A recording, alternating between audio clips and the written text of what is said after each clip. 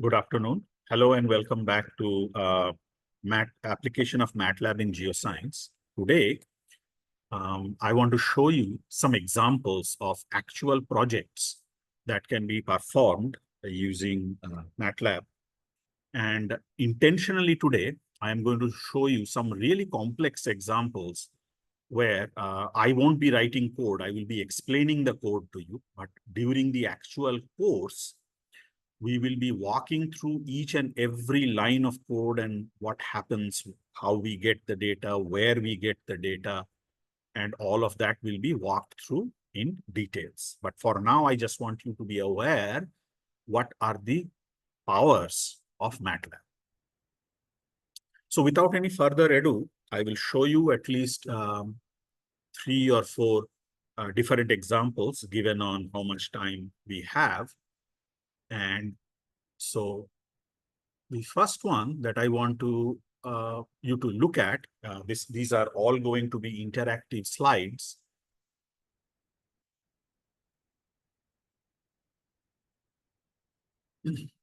And hello and welcome to MATLAB with Geoscience.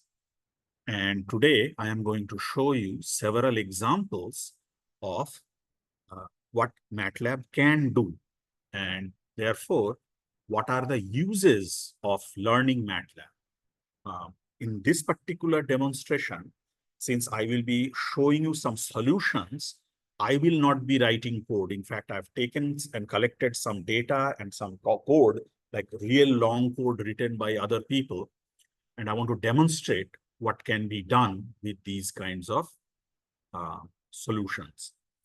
And during the actual course, we will be writing everything from scratch. Even we can, if we have time, we will write some of these codes from the very beginning. So without any further ado, let me start with the first problem.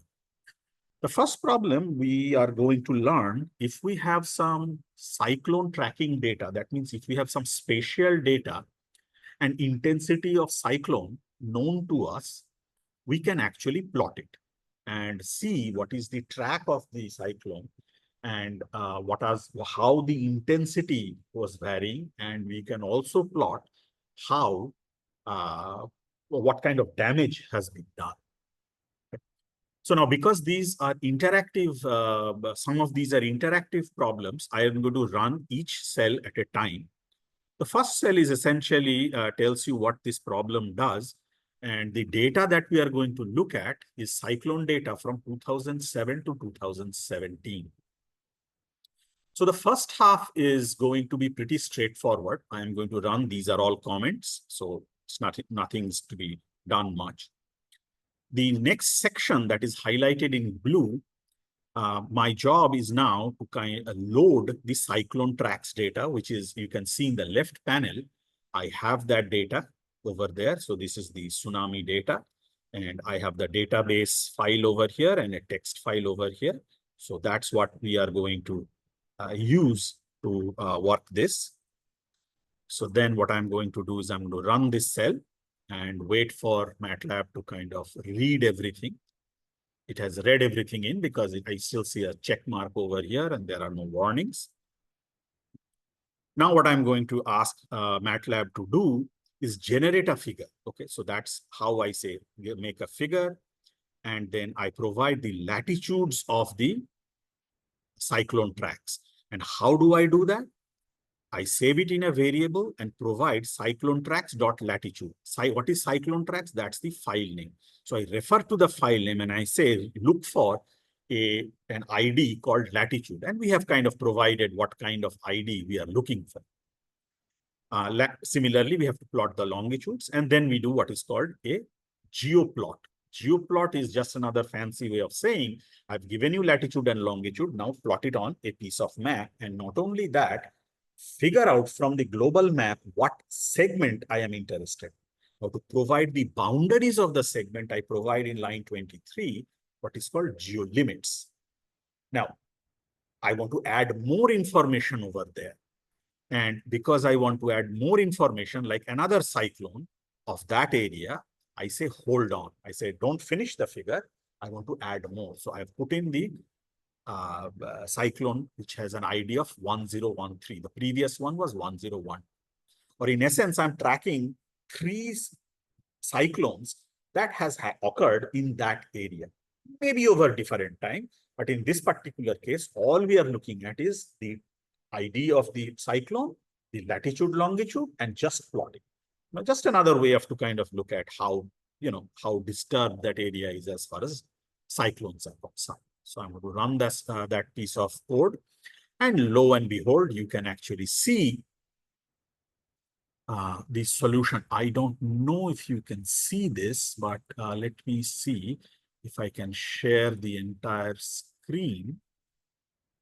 And that helps. So yes, so there is this figure right there.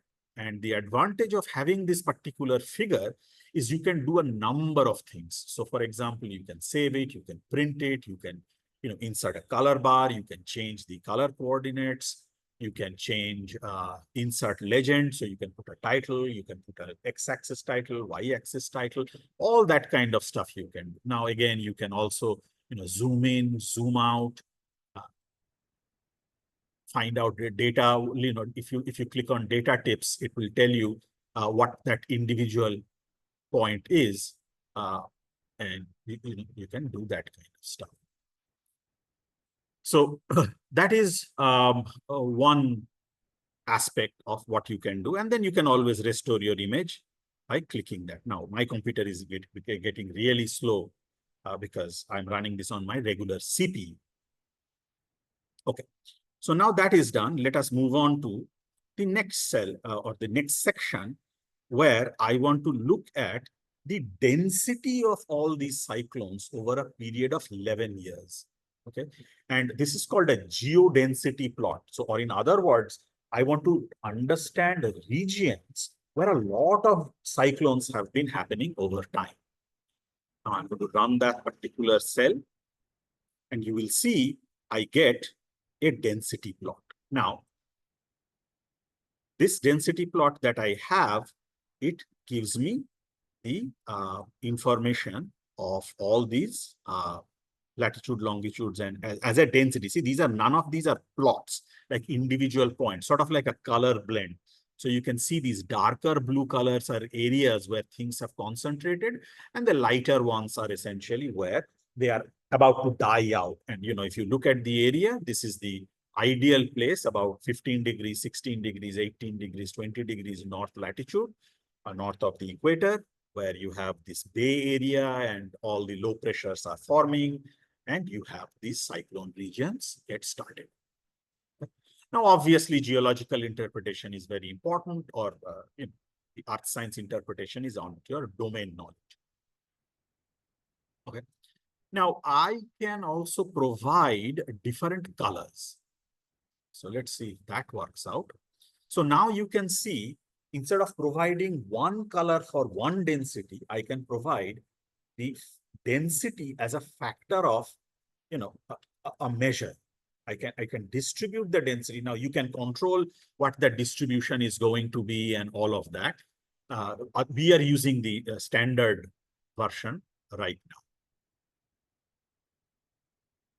And last but not least, we can use individual weights, and then use those weights.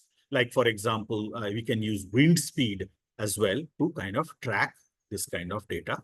So if I run this particular cell, now you can see the winds, which way the winds have been tracking, and I can use that as a factor over here. All right, so that's one easy way to kind of look at tabular data and actually plot cyclone data over geographical space. Now, the next thing that I want to show you is, how to generate some regular maps, from scratch. And, so we are going to kind of go about creating a figure. And then I am going to create a global map, and we are going to plot, again, some locations on that. And particularly, what are the land area, the world rivers, and the world cities. So I have three shaped files called land areas.shape, world rivers and world cities. So I'll plot the world cities, I'll plot the world rivers, and I'll plot the land areas. Okay. And then for each type, I'm going to assign a different color. So in line 7, 8, and 9, 7, 8, 9, 10, what I'm doing is in 7, I'm kind of saying, what is going to be the color of the land? Then for rivers, I'm saying, what is going to be the color of the rivers? Okay. And for cities, I'm just saying it's going to be black by this scale. So if I run this cell now, I will see that I will generate a map. But then what I want to do is, it's actually still reading the shape files.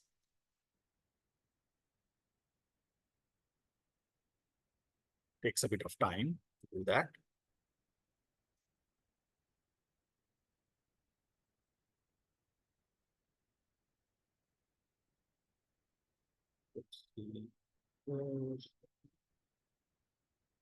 Oh, sorry.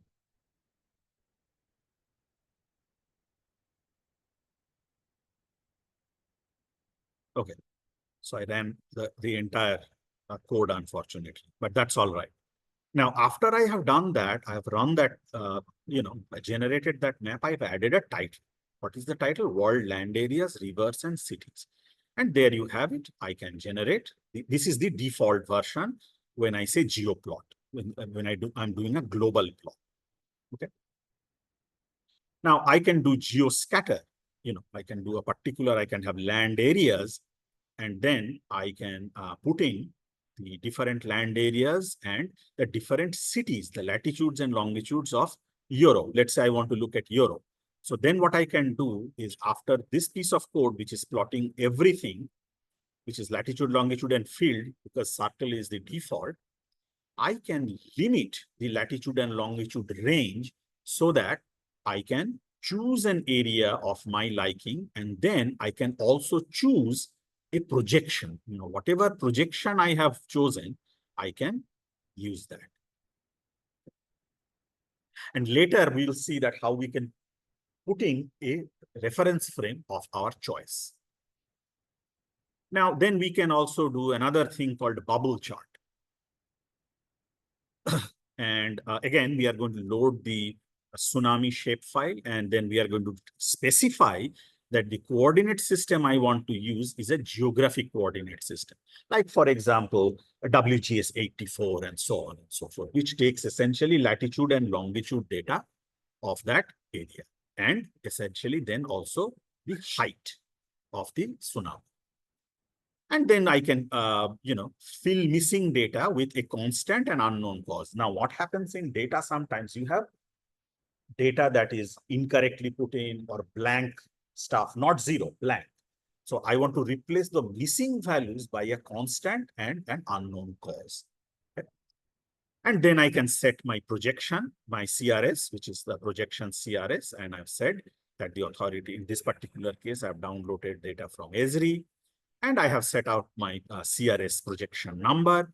And then if I plot the data and customize it, I can generate some plots like this, where I am essentially showing you that there are all the natural hazards in there can be plotted. But over here, you can see the overwhelming ones in this part of the world. This is obviously the part of Ring of Fire, Southeast Asia, where you can see earthquakes, which is this greeny orangish colored thing. That is the key factor. Landslide is the next one. And then there is one green, which is meteorological. That means it rains here a lot.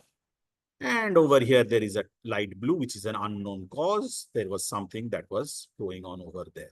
Okay. The tsunami had a height, which is given by the radius of the circle, and the color represents the cause.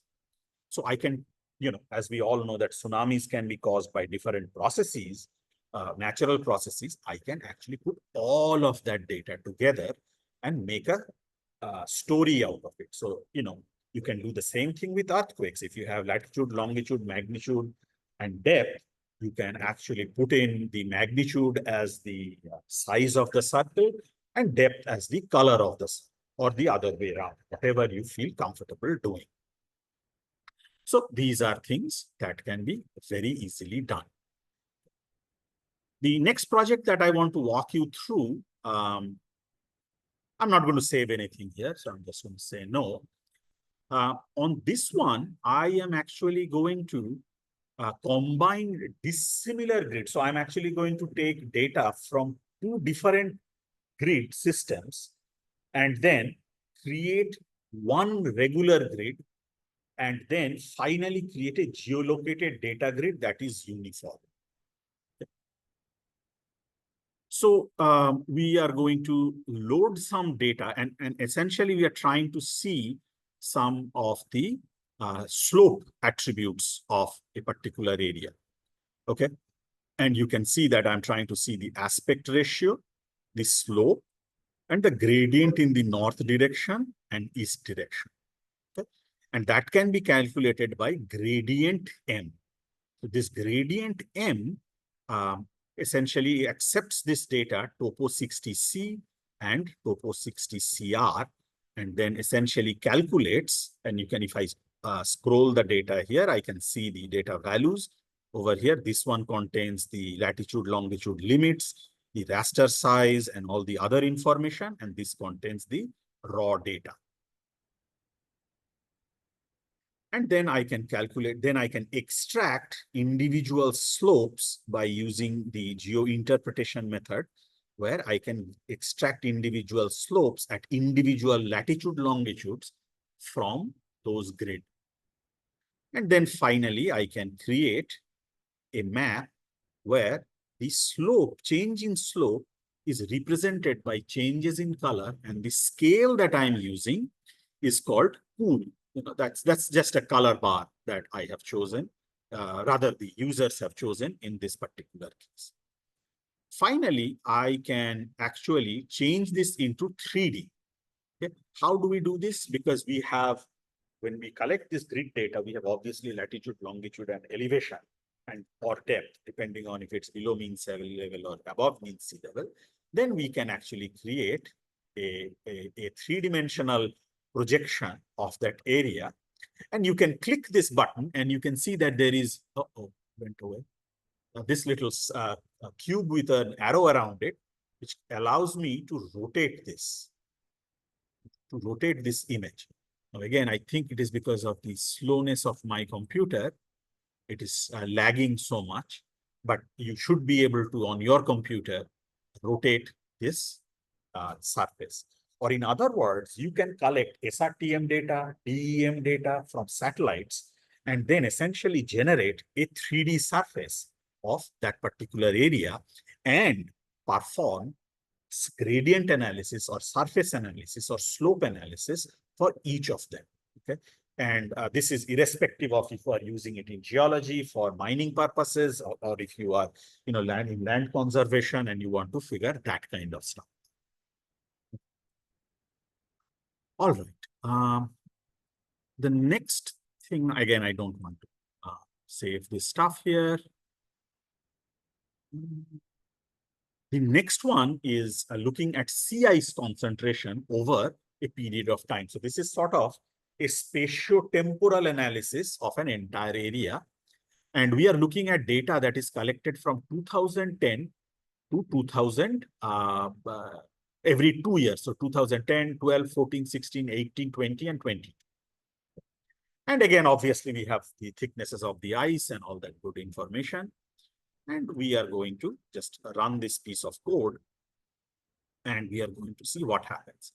So not Python, MATLAB has this called georaster info command to kind of grab these kind of raster files and then extract information out of it. What kind of information? What is the latitude? What is the longitude? What is the reference time? What are the number of bands that are there? Because again, different bands will give you different color compositions. Then those bands are read via this metadata.reference information for individual years. And then percentages of ice are calculated based on the data that is presented. Again, you will see that the missing data are standardized. Again, we'll talk about this later during the course, but now, for example, I want to show you some examples so that you can see what can be done. And then at the end of the day, we want to generate the data, and you can see the different color scale. This is a color bar that is over here, and the different color gradient is essentially showing you what is the concentration of ice. The whiter it is, the more high the concentration, the lower it is, that the lower the concentration of ice. Okay. Now, this is for 2010 only, right? So now how can we, if we now see for 2010, 2012, 14, 16, 18, 22, what if we can create an animation? Okay. We can actually create an animation and create what is called a GIF file. And then you can look at the changes in the ice. Now, this is extremely powerful to see, to visualize change in ice concentration over time and see if there is a regular pattern. Now, visualizing a pattern versus having it quantitatively and statically present in front of you are two different things. So we have, created a little, this program creates a little thing to compare between 2010 and 2022. So it does that creation and then says we create a threshold of 30% ice only as threshold. And then we write a bunch of code to create what we can see.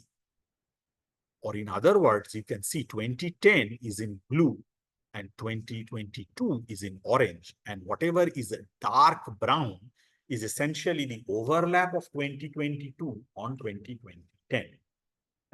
You can clearly see in 2022, the 100% concentration of ice has definitely fallen, okay, from about 3 times 10 to the power 4 number of points to less than 0.5 into 10 to the power 4 number of points, okay, which is clearly an indication that something rapid was happening, okay. But then you can also argue that the 70%, 80%, 90%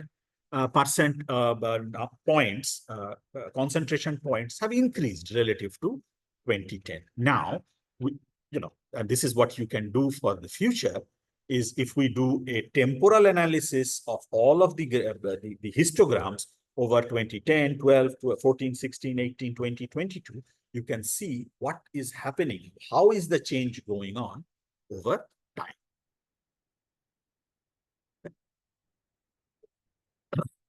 All right.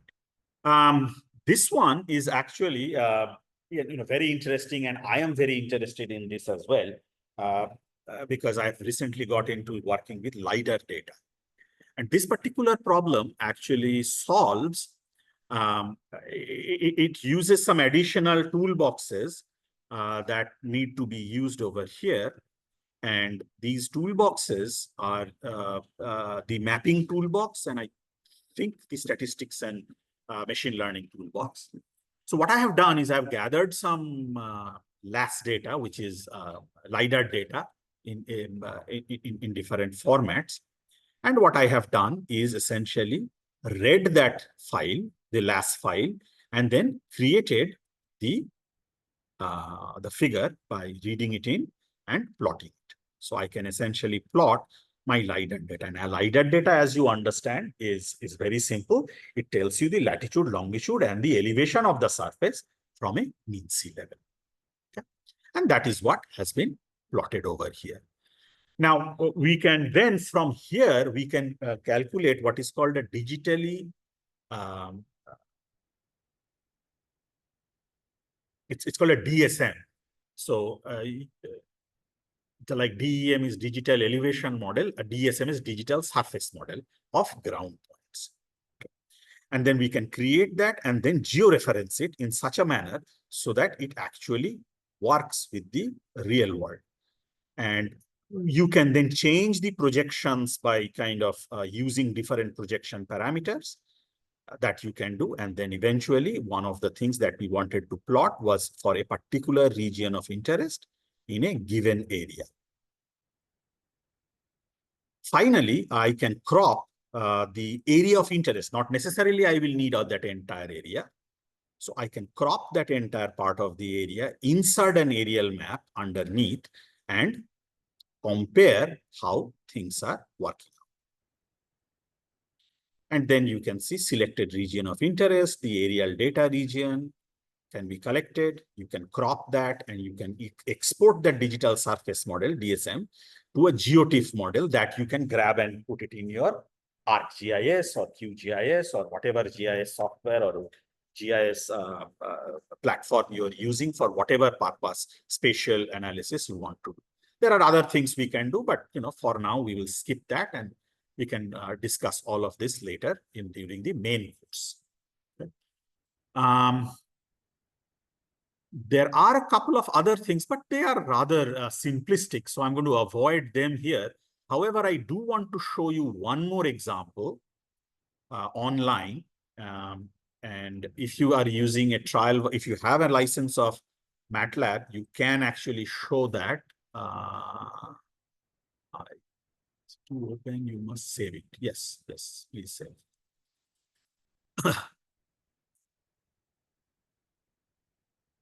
So let's see. This is essentially another example of running a geostatistical problem where we can actually, let's look at plots. Yes. So once this kind of activates, I will show you that real quickly. I can run this file. Once it is done, there are 4. I think I have to join the links. Imports are for green.